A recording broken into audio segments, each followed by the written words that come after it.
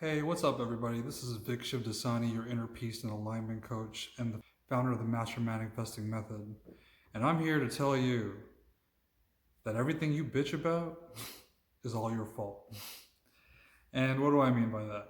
Right? Well, I don't mean necessarily that everything is your fault, right? There are things that we can't control, but we're all made of energy and have an electromagnetic field around us. It's based on our thoughts, emotions, and feelings. And what we don't realize is this electromagnetic energy is actually attracting the events that happen in our life, right? And and so if there are things that are happening in your life that you don't want to happen, and a lot of us like to play the victim and are like, oh, fuck that person or whatever that is, um, it's your fault because there was something in your energy, in your vibration that attracted that circumstance. Okay? So, a quick little example, we all know people who, have been through like multiple marriages and, whatever, they're like on their eighth wife or like something like that. And, what is that? Why would that happen? And at the end of the day, you know, it's this fixation we all have of changing things outside of us, right? Like, oh, I don't really like my partner, so I'm going to get a divorce and I'm going to get a new one. And you end up in the same kind of problem and it just keeps repeating itself. Why?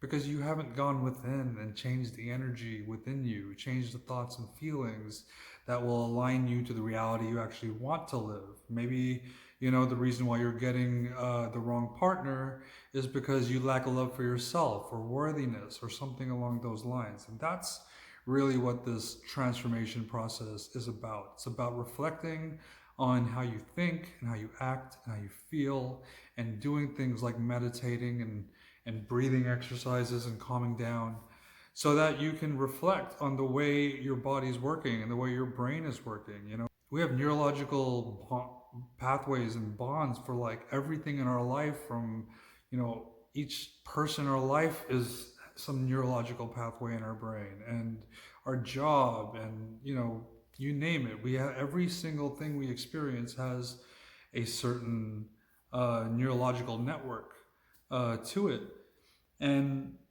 and so it's about being aware and seeing how like these thoughts are happening because we're 95% subconscious, so all these thoughts are really happening automatically and in response to the events that are happening in your life. And if there are things, emotions, things you haven't truly felt, truly like allowed yourself to look at, if you've suppressed a lot of stuff, that stuff still stays in your energy, and it's only when you can face those things and become okay with it and let it go. Those are the processes to get you to let go of certain energy that's not serving you and align more towards something that that you want. And and so everything that happens to you, all the complaining or whatever you do in your life, and you blame it on people, you blame it on circumstances, and you're doing all that instead of looking within and reflecting on yourself and how you're feeling, because we have to start taking responsibility for the things that are happening in our life, and responsibility in the sense that there is something in your energy that's allowing this to happen, that's attracting this to happen.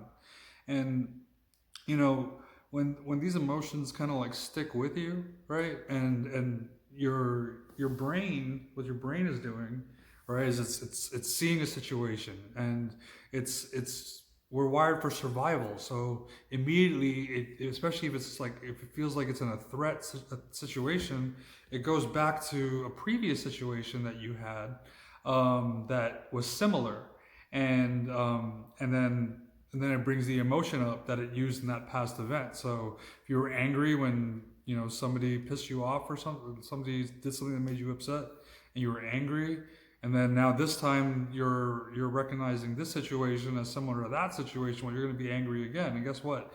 That adds another layer of neurological bonds on that same neurological network that you have for that thing or that person or whatever it is.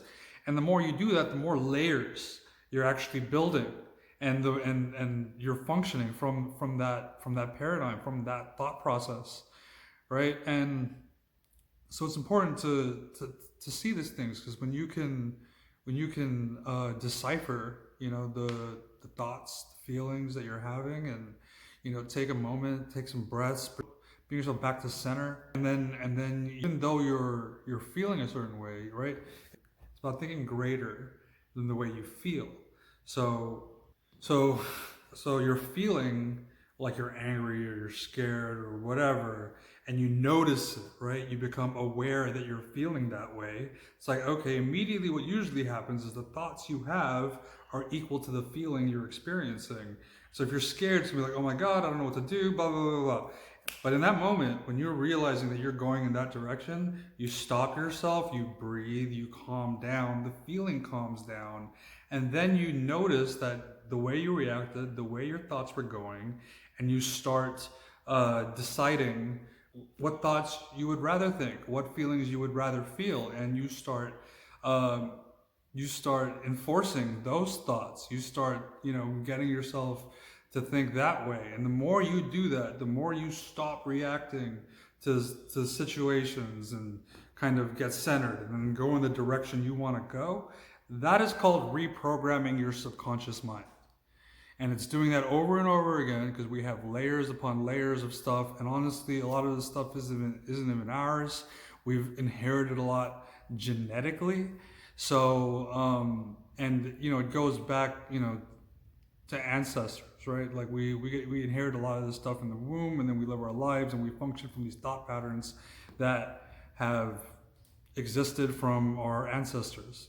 And so by us doing this work and changing the way we react to situations and changing the way we think about things, and constantly being aware, because you don't want to keep falling into like autopilot and let your subconscious kind of take over and just get upset and feel depressed and feeling anxiety and just kind of like stay in these loops, because a lot of people are just living in these states over and over and over again. And the only reason why you live in those states is because you don't know how to do anything else, because you weren't taught differently. And there's a lot of information out there, guys. Like, I work with people. I've really enjoyed being able to help people on their path and understanding this and changing their own lives and transforming their own lives. And there's so much other information out there in self-development and stuff that you could check out. So I really, especially in this time that we're all on lockdown, and I mean, who knows what's going on in the world anymore. But during this time, when we're stuck in isolation, when we're stuck in the kind of same situation over and over again, well, our mind shows up even more. That subconscious shows up even more, because we're uncomfortable. We're not doing the same things we're used to doing. And so the mind is going to be like, oh, I don't like this. Like, remember that time, that time, when when we felt uncomfortable and we got depressed, and that felt comfortable. And then, you kind of like, this is the way our mind works. So I really hope this makes sense. And be aware of the way you are, the way you think, the way you feel.